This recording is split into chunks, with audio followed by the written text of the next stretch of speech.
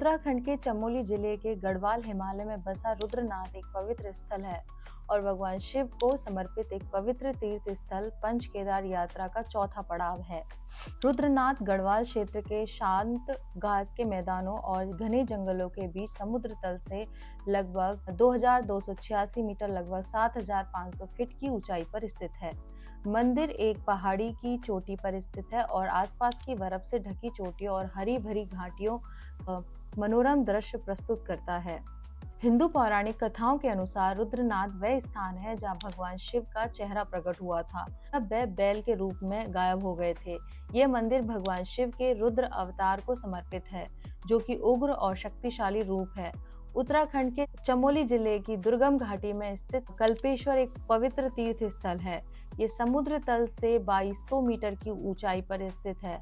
पंच केदार मंदिरों में से पांचवा केदार, जो भगवान शिव के विभिन्न रूपों को समर्पित 5 प्राचीन मंदिरों का एक समूह है। भगवान शिव के बाल इसी क्षेत्र में प्रकट हुए थे, जिसके चारों ओर कल्पेश्वर मंदिर बनाया गया था।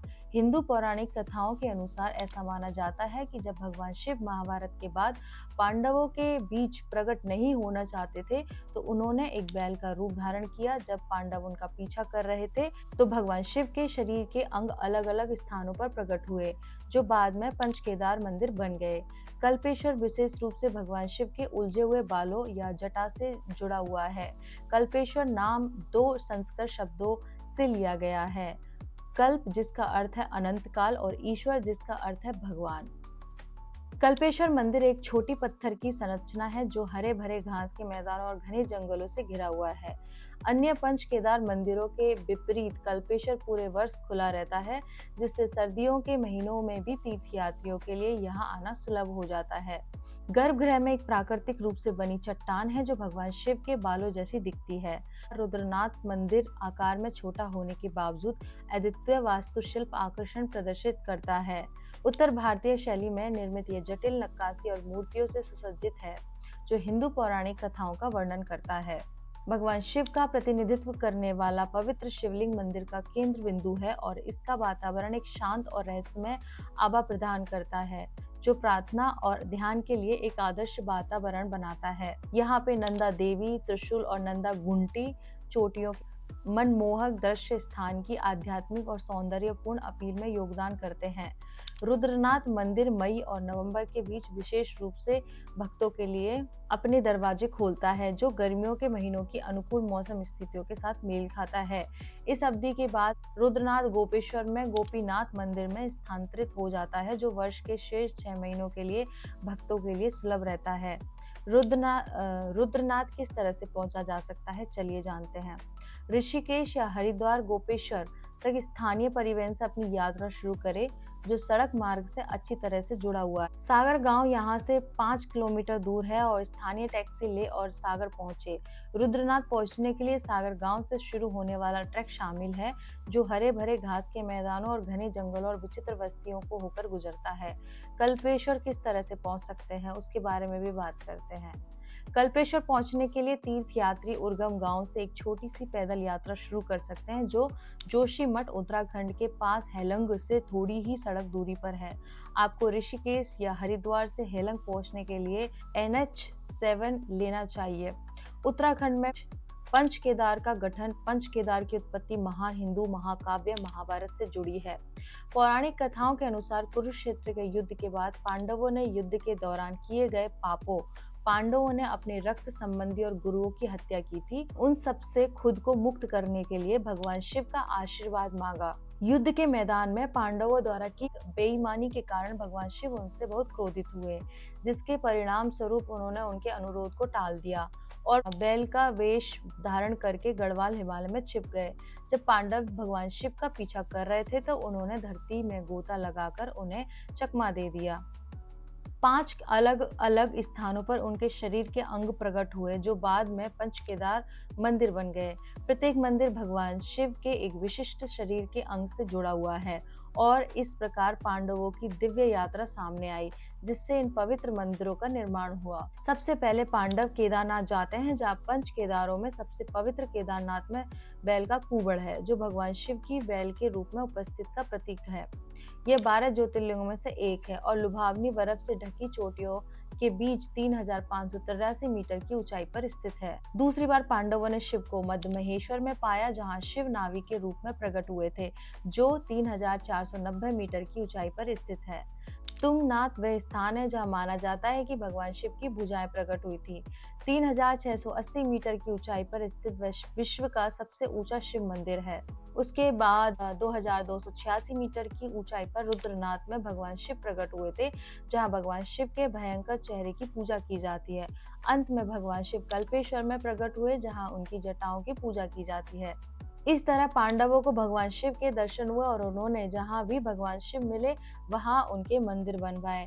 हरिद्वार से पंच केदार की यात्रा शुरू होकर वहीं समाप्त होने वाली 11 दिवसीय और 10 रात्रि की पंच केदार यात्रा के विवरण चर्चा करेंगे। चलिए, हरिद्वार से गौरी कुंड तक ड्राइवर करें। सुबह जल्दी हरिद्वार से प्रस्थान करें।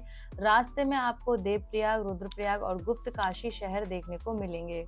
पहाड़ी सड़क यात्रा का आनंद लें। शाम तक गौरीकुंड पहुंचे। होटल में चेक इन करें, आराम करें।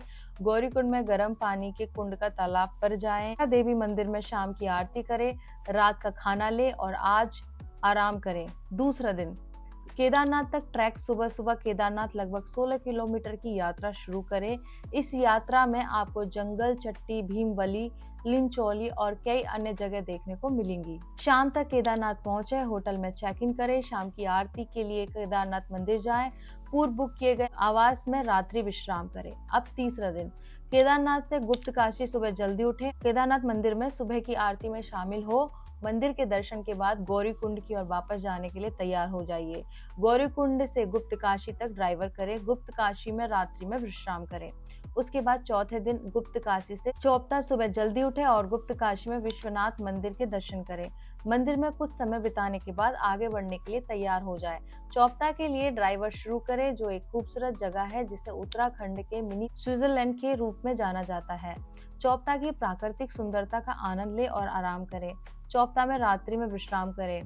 पांचवें दिन चौपता से तुंगनाथ और चंद्रशिला उठो और दिन के रोमांच के लिए तैयार हो जाओ। सबसे ऊंचे शिव मंदिर तुंगनाथ की ओर ट्रैक शुरू करो। मंदिर में कुछ समय बिताओ। लुभावने मनोरम दृश्यों के लिए चंद्रशिला तक ट्रैक जारी। रात में रुकने के लिए शाम तक चौपता लौट आए। फिर छठे दिन चौपता से मंडल और रुद्रनाथ। सुबह जल्दी उठें और चौपता घाटी में सुंदर सूर्योदय का नजारा लें।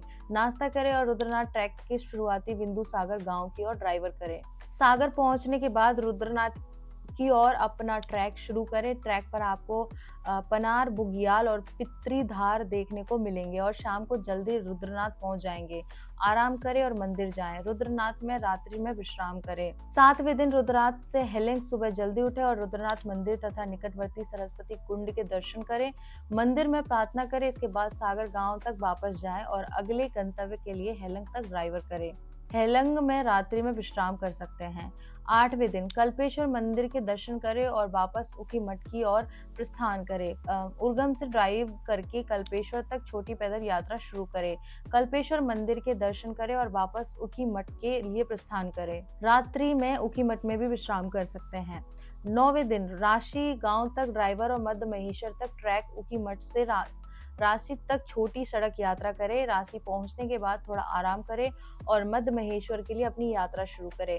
रास्ते में आपको गोंडार और बंटोली जैसे बहुत ही दुर्गम गांव दिखेंगे। शाम तक मध्य महेश्वर पहुंचे और होटल में चेक इन करें। शाम की आरती के लिए मध्य महेश्वर मंदिर जाए। रात्रि में मध्य महेश्वर में ही विश्राम करें। उसके बाद 10वां दिन रानी से वापस ट्रैक। मध्य महेश्वर मंदिर में सुबह की आरती में शामिल हो। मंदिर में प्रार्थना के बाद मंदिर से बूढ़ा मध्य महेश्वर तक एक छोटी सी पैदल यात्रा करें। एक जगह जहां आपको एक बड़ा बुग्याल घास का मैदान, एक छोटा तालाब और आपके सामने चौखंबा पर्वत दिखाई देगा। मध्य महेश्वर में काफी समय बिताएं। राशि गांव तक ट्रैकिंग करें। राशि में रात्रि में विश्राम करें। उसके बाद 11वें दिन हरिद्वार वापसी। सुबह सुबह हरिद्वार के लिए प्रस्थान करें। शाम तक हरिद्वार पहुंचे। आध्यात्मिक संतुष्टि की भावना के साथ पंच केदार यात्रा का समापन करें। इस तरह से हमने आपको पंच केदार के बारे में सारी डिटेल्स दे दी हैं कि पंच केदार की क्या कथा है, पंच केदार किस तरह से पहुंचा जा सकता है। तो फिर आइए मेरे साथ बोलिए ओम नमः पार्वती पते, हर हर महादेव।